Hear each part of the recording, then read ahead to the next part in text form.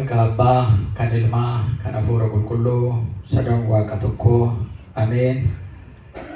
Maatiiwwan Waaqayyoo kan jaallattan hunnis kan isin jaallatu guyyaa Sanbataa irraa mana kiristaanaa Fayyisaa Addunyaatti kan walitti qabamtan hundi keessan akkam bultanii, akkam jirtuu, akkam yoo nageessan.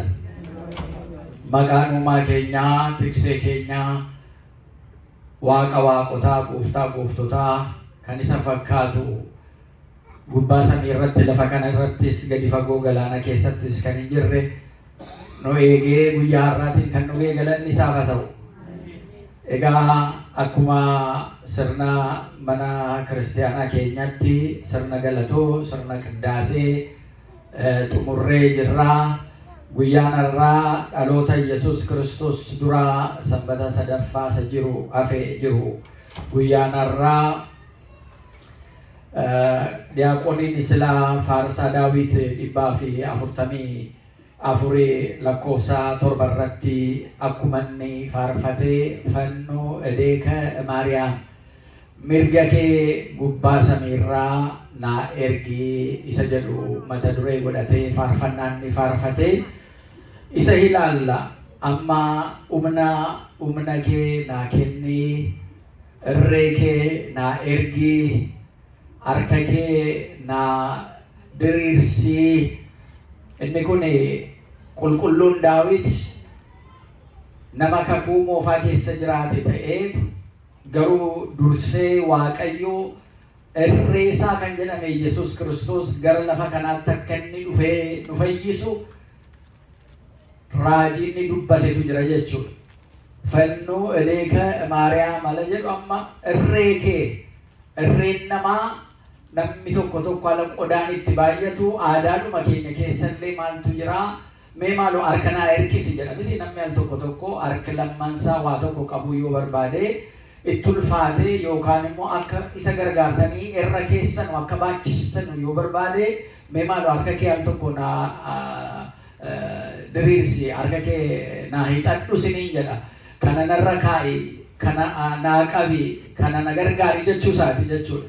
Harki keessan sun immoo utuu sinirraa citee hin deemin, namichi immoo kutee utuu hin fudhatin, harki keessan sun irreen keessan utuu sinumaa wajjin qaama keessan irra jiru garuu immoo isa dhiyaatee jiru ofirraa fageessuu danda'a, isa fagaatee jiru immoo ofitti dhiyeessuu danda'a jechuudha. Daawit qulqullichisuma kana iccitii kana dubbate jechuudha. Mirga kee naa ergi ala jedhee Waaqayyoon kadhatu yeroodhaa fi diinota isa marsanii jiran sanarraa akka isa fayyisuuf Waaqayyoon kadhate. Rakkina yeroo sana keessaa ba'uudhaaf akka namaatti humni koo dadhabee jira, irreen koo dadhabee jira jedhee jechuudha. Garuu dhumni isaa akka waaqummaa isaatti Waaqayyoo utuu achi bakka teessoo isaa isa iji namaan argine, gurri namaa dhaga'uu hin dandeenye sanarra bakka jiru sanarraa gara lafaatti foon namaatiin harkifamee gifti keenyarraa dhalatee gubbaadhaas utuu addaan ba'een godaas immoo nama ta'uu isaatii utuu wanti biraa alagaa ta'e tuutti hin dabalamin nu fayyisuu isaa mirgi Waaqayyoo kan jedhame Yesuus Kiristoos dhufee nu fayyisuu isaa kan ibsudha. Galanni Waaqayyoof haa ta'u. Inni kun iccitii isa guddaadha. Iccitii nama ta'umsaa, iccitii humna Waaqayyoo ittiin gaafannu keessaa isa tokko jechuudha. Divine intervention jedhu. Inni kun yeroo baay'ee gooftaan keenya Yesuus Kiristoosis gara lafaatti dhufee duuka bu'oota isaatti sime boqonnaa tokko hojii duuka bu'ootaa boqonnaa tokko lakkoofsa 8 irratti gaafa hafuura Waaqayyoo hafuura qulqulluu kana fudhattanu hafuurri qulqulluu isin irratti bulu akkasuma humna argattu jedheen hin jabaattu jedheen duuka bu'oota isaatiin hafuurri qulqulluun ana isin irratti bu'u hin jabaattu waan hafuurawwaa kan nu dandeessisu Waaqayyo hafuura isaatiin alanni nu wajjiniin ta'udha jira keenya. Wanti hafuurawwaan akka beekumsa fooniitiin hiikamuu hin danda'amu. Hubachuunis hin danda'amu rakkisa. Bira ga'uunis hin danda'amu. Maaliif inni hubannoon beekumsi lafarra jiru qabatamaan qabadhee ilaaluu qabaa jedha. Mirkaneeffadhee ijaan ilaalee bira ga'uun qabaa jedha. Inni hafuurawwaa kun immoo waan argitu miti. Yoo qilleensa addunyaa kanarraa qorattee oksijiinii yoo qoratte amma oksijiiniin kun jira moo hin jiru jettanii amma na gaafattanu oksijiinii beektu miti hundumti keessan. Oksijiinii isma galshannee baasnu gashannu jechuudha. Hafuura galshannu kan. Funyaanni afaanii of qabdanii daqiiqaa meeqa turuu dandeessu? Ammam turtu daqiiqaa funyaanni afaan of qabdanii. Amma yaala akka isiniin hin jenne lubati immoo funyaan nu qabsiisee hafuura nu dhowweettanii na kasastu na himattu ta'u. Garuu namni qilleensa utuu fudhatin daqiiqaa meeqa turuu danda'a? Baay'ee nyaatarra dhugaatiirra qilleensatu caalaa barbaachisaadha namaaf miti. Daqiiqaa baay'ee addaan baanee qilleensarra jiraachuu gatii hin dandeenyeef. Garuu oksijiinii kana eeguma dhalannee kaasnee inuma galshinaa inuma baasnaa inuma galshinaa kan galshinu oksijiiniidha kaarboon daayoksaayidiidha kan baasnu oksijiinii namni arge jira ajisaatiin. Maaloo natti saayinsiitu oksijiiniidha jedhee maqaatti baasee oksijiinii jedhamanni namni gara keessaatti harkisuu jedhe. Amma hundumti keenya jennee hafuura gara keessaatti harkisnu maal galshanne jenna? Namni ijaan arge jira isa kana.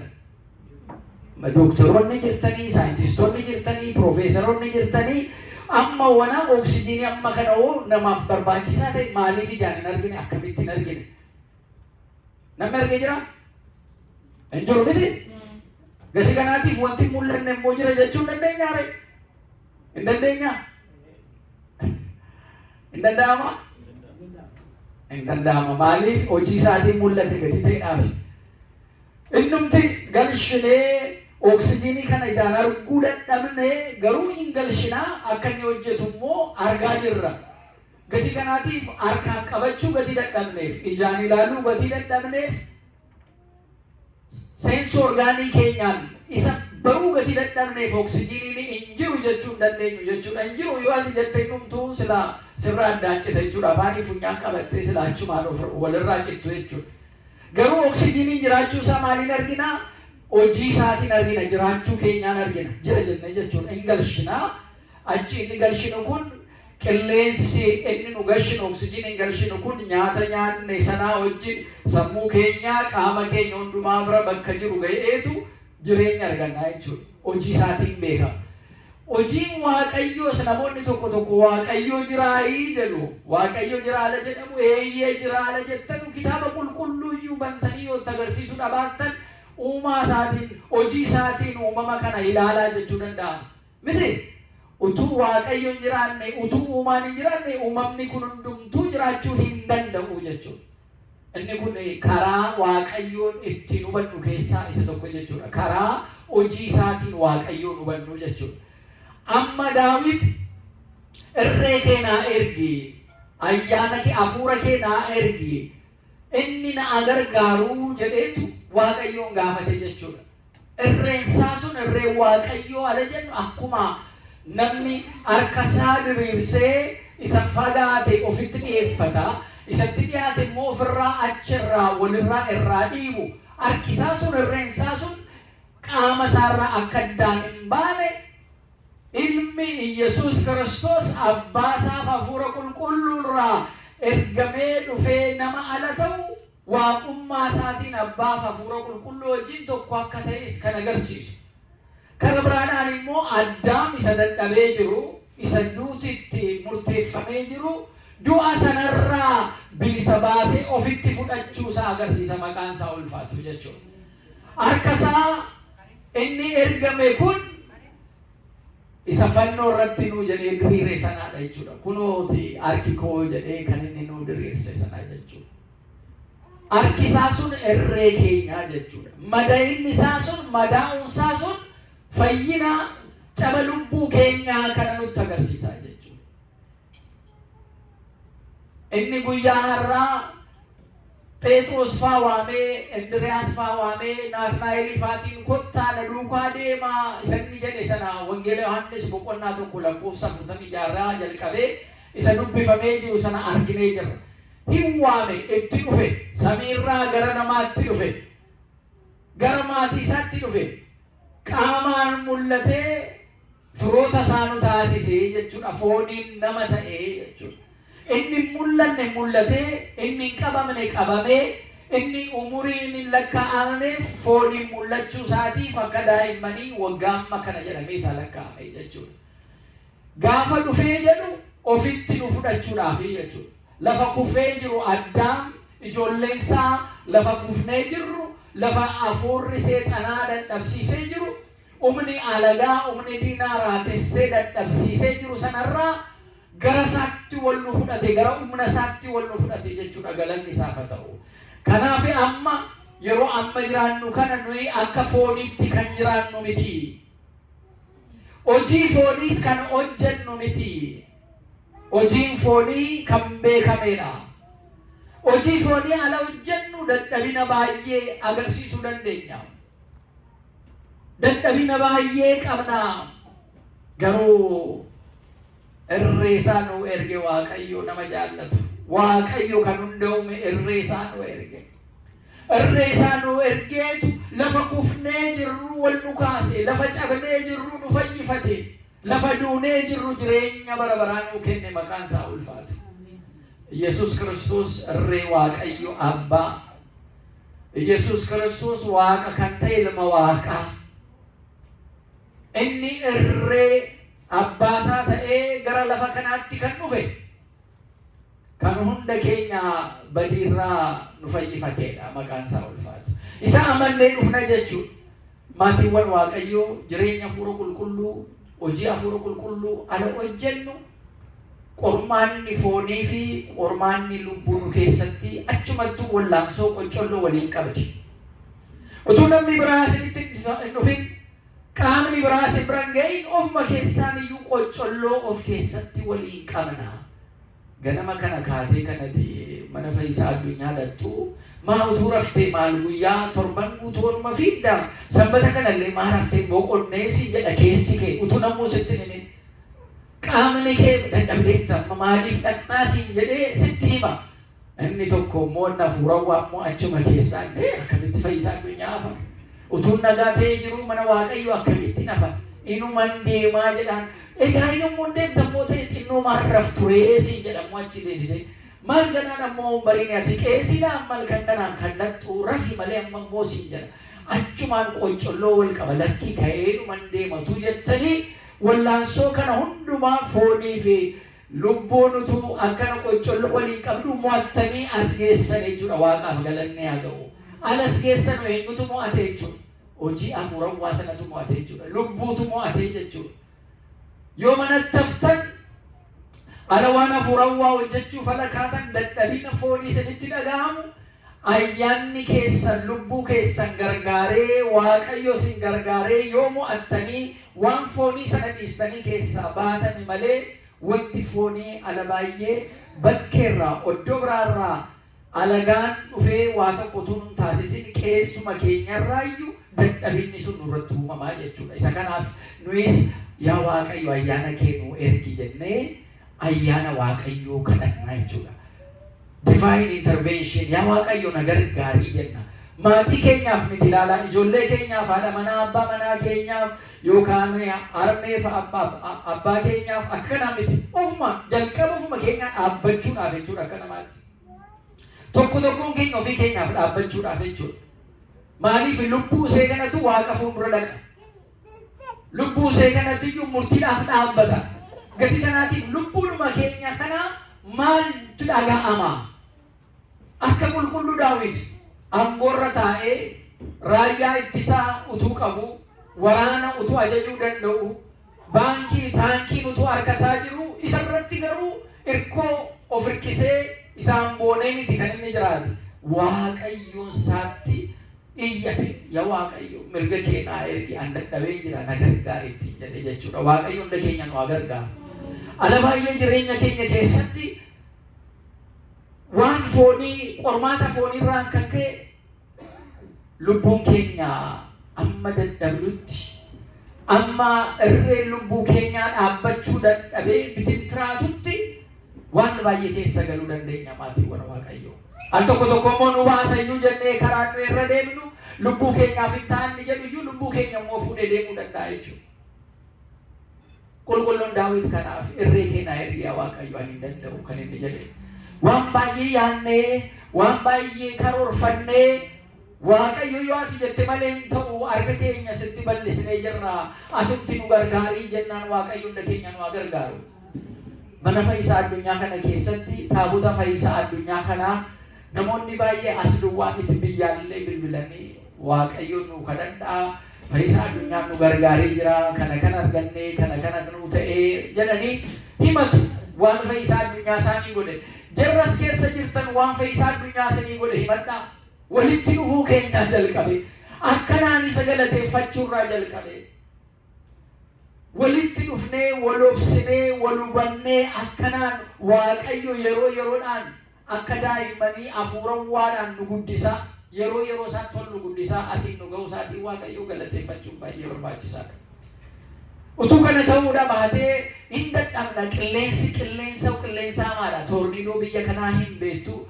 Qilleensa biyya kanaa hin beektu bubbeesaa hin beektu akkasumas immoo lolaa biyya kanaa hin beektu xaragee akka inni deemu miti balaa dizaastarii akkamii akka inni uumu hin beektu isa kana caala inni hafuurawwaadhaan dhufu namoonni 2025 akkamiin darbee jedhanii kallattii adda addaadhaan qorachaa jiru qormaata kennu addunyaan kun 2025 akkamitti dabarsite waraana keessa dabarsite naachuraal dizaastarii keessa dabarsite beeluu oddoo adda addaatiin keessa dabarsite waraana lubbuun meeqa keessatti dhume keessa dabarsite shakkii namoonni sodaan itti dhaga'amee sekiur ta'uu isaanii amma irraanfatanii amma sodaatanutti hojii inni qabu hojiirraa ari'atamuu hin danda'a utuu jedhu inni kaan hojiirraa immoo ari'atamee akka sanaan rakkina baay'ee keessa 2025 darbaa jira jedhaniitu kaa'u jechuudha.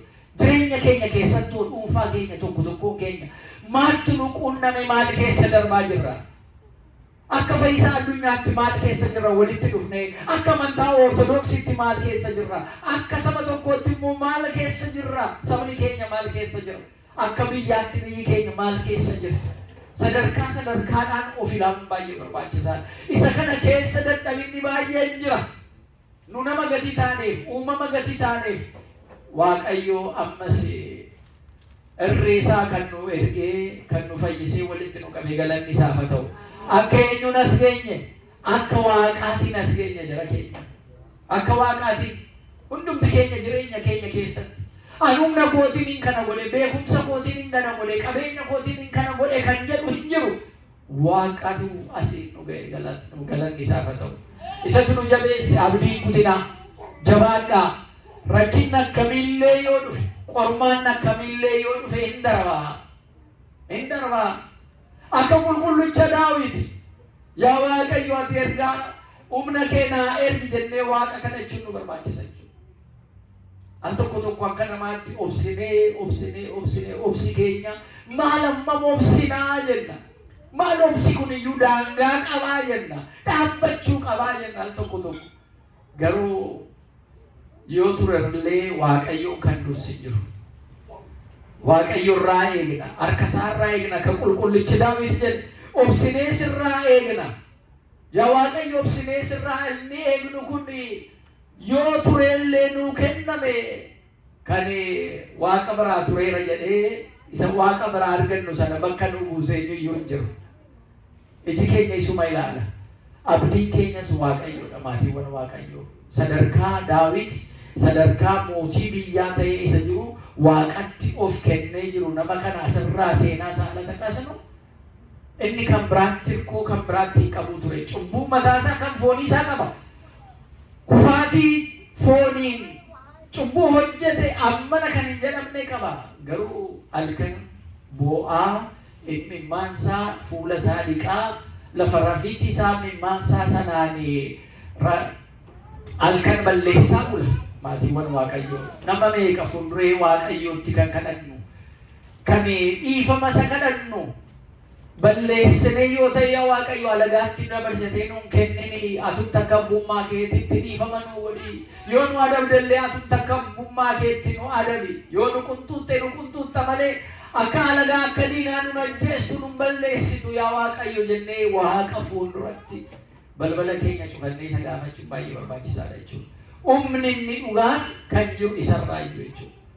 Kanaaf qulqullichi Daawit mirga kee naa ergi yeroodhaaf diinaan marsamee jira.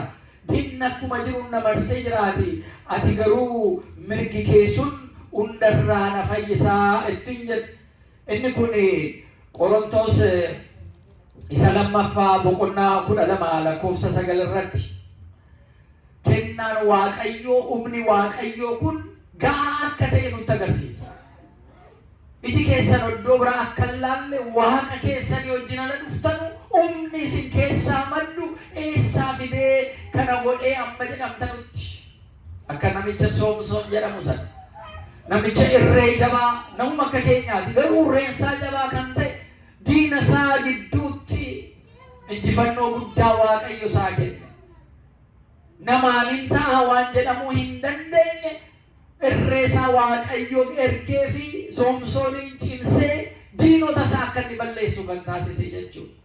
Maatiiwwan Waaqayyoo tokko tokkoon keenyaaf akka kanaan Waaqayyootti hafuun baay'ee barbaachisaadha. Kennaa adda addaa qabna. Kennaa adda addaa sanaan Waaqayyoo tajaajila. Kennaa sana keessatti immoo yaa Waaqayyo galata kee jenneetu Waaqa keenyaa galata isaa galchee.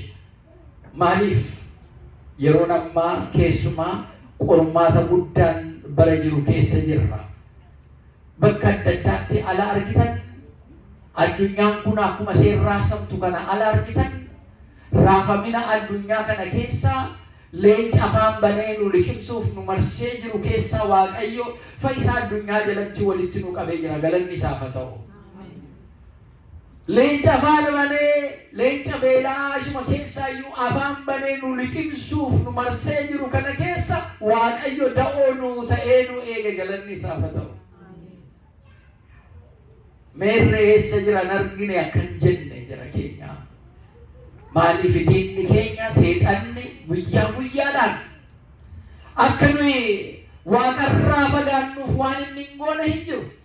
Kiyyoonni keenya hin jiru. Hojiin hin hojjenne hin jiru. Foon keenyas immoo dadhabbii keenya nutti meeti dadhabbii keenya nutti guddiseetu abdii nu kutachiisuudhaaf Waaqayyoon akka hin argine ifa Waaqayyootti akka hin baane humna Waaqayyootiin akka hin deddeebine waan baay'ee nutti agarsiisa foon keenya. Isa keessaa futtaafannee yoo baane isa dhiisnee teellaatti dhiisnee keessaa ifa argine wajjin yoo deemuu dhaban akka Daawit ati mirga kee naa ergi na fayyisi jennee mirga isaa nu ergee nu fayyisuu isaatti yoo amanuu dhabanne qormaanni kana hin jedhamnetu jireenya keenya keessa jira jechuudha.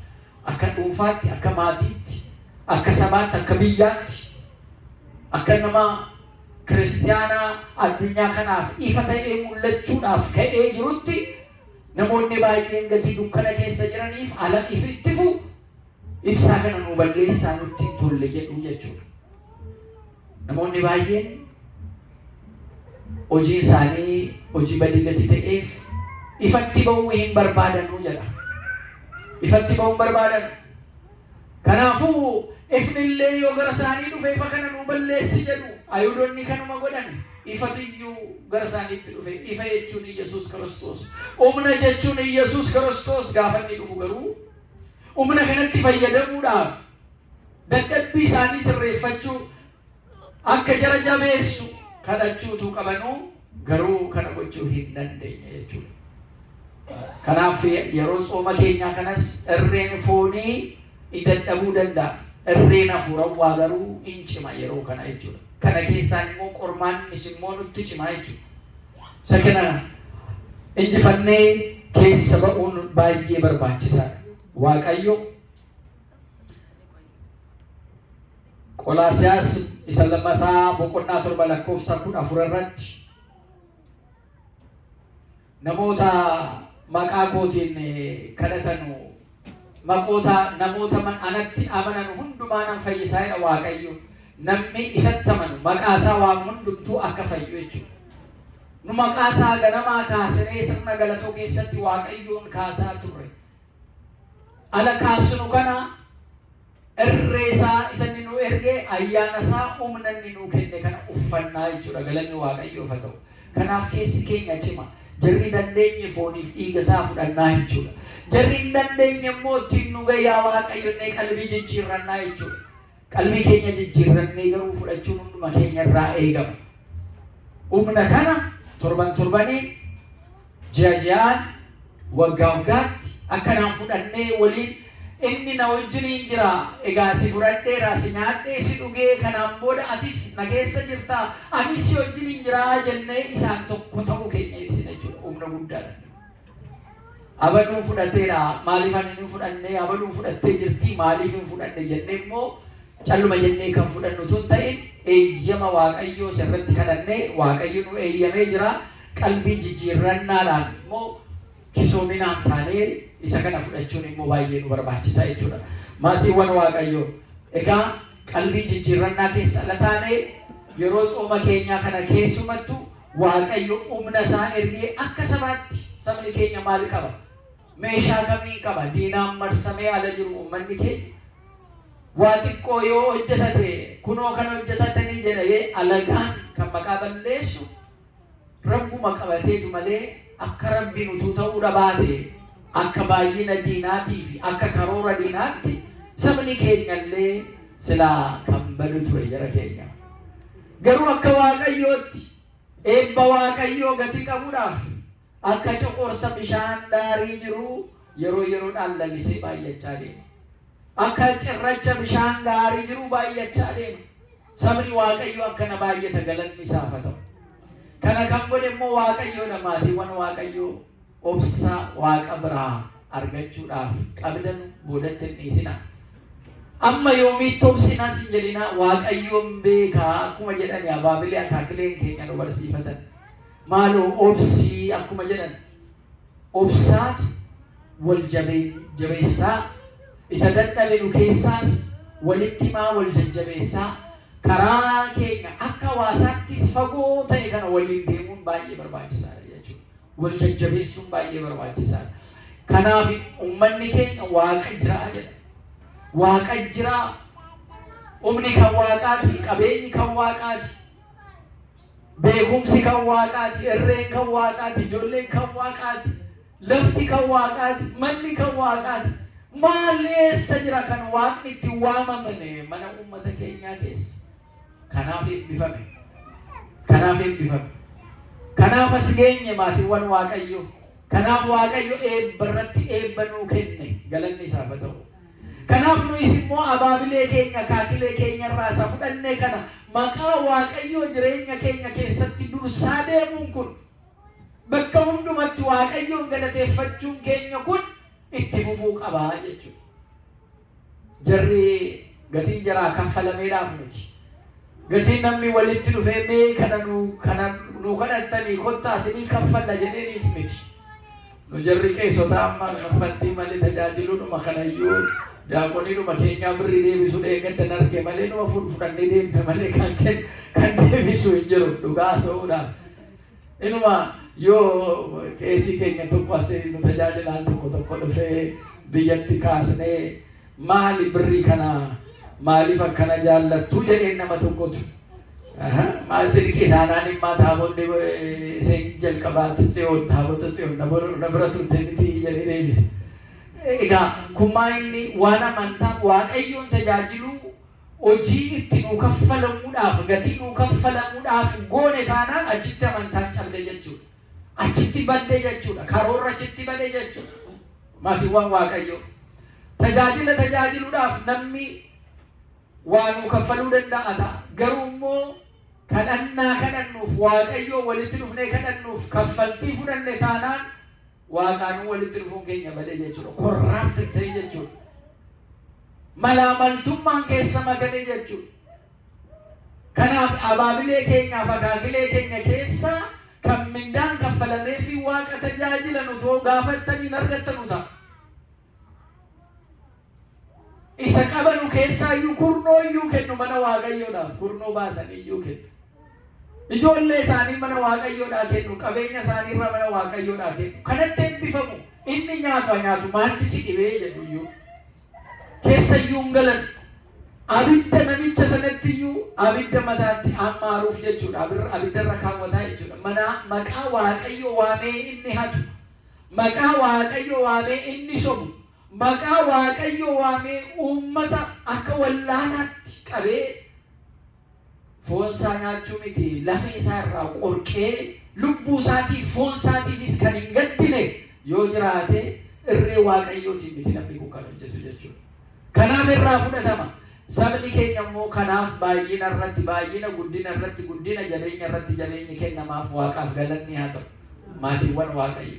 Kanaaf qalbiin keenya akka Baabilii akaakilee keenyaa sana ulfina Waaqayyoo irraa gaafachuu, kabaja Waaqayyoo irraa argachuu, obsaan argachuun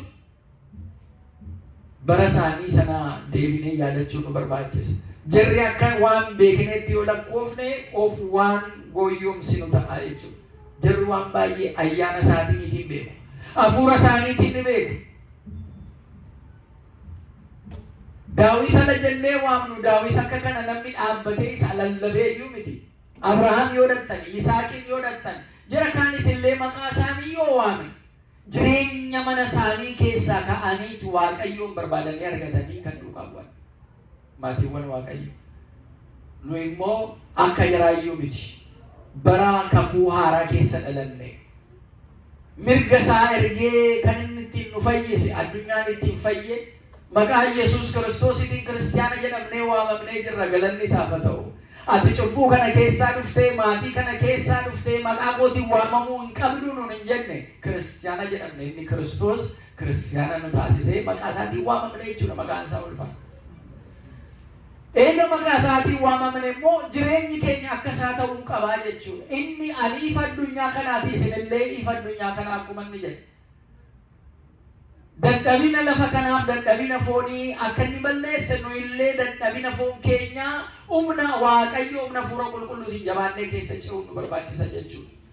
Yeroo baay'ee mirgi isaan ergame kunoo diriiree nu jira jechuudha.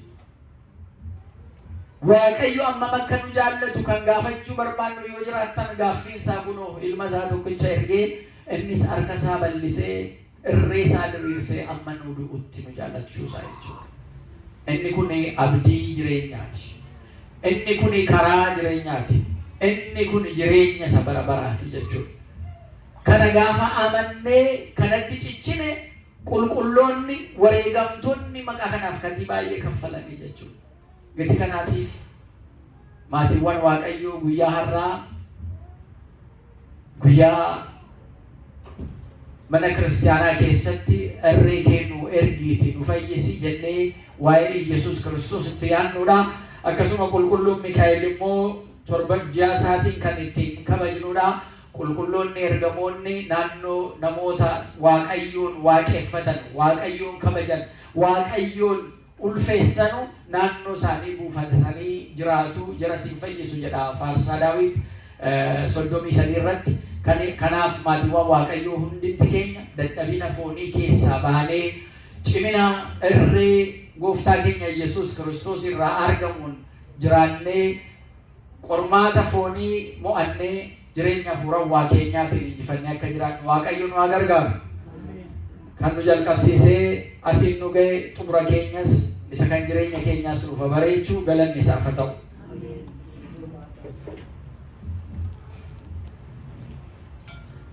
Hai Waaqaan barsiifatee warra nu barsiisate galmi guddaan haa ta'u. Abbaan keenya akka gaarii wangeela keessa caqasanii nu barsiisaniiru Waaqayyo sagalee jireenyaa sana dhageessisu, sagalee jireenyaa sana dhageessisu, sagalee jireenyaa sana dhageessisu Waaqayyo hunduma keenya akka mootummaa isaatii nama taasisu. Egaa dhageessaniitu biyya lafaa kanarra yeroo jiranitti galaa ofii kaachuudhaaf baannanii gaarummaa hin qabu. Amma warri faayinaansii totochoo